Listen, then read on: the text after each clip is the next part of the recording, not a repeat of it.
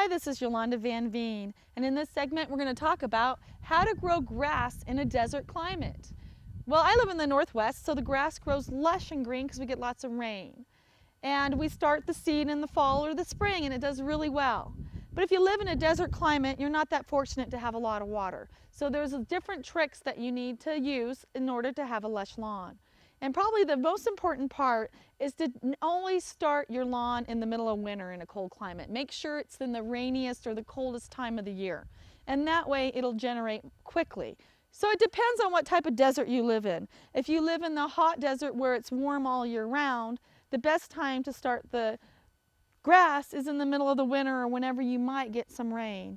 Whereas if you live in the high desert where it freezes really hard in the winter, you only want to start your grass in the fall, because that way it will survive the winter and it will grow and have enough moisture. If you start it in the spring, it probably won't make it because it only has another 6 months of dry weather.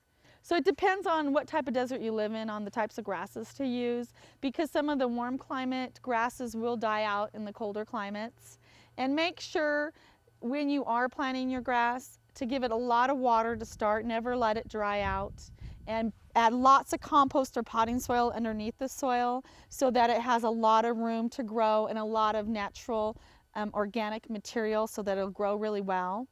And when you are growing in the desert, you might consider adding some more trees, because generally if you have a little bit of shade in your yard, the grass will grow much better than if you're in full hot sun.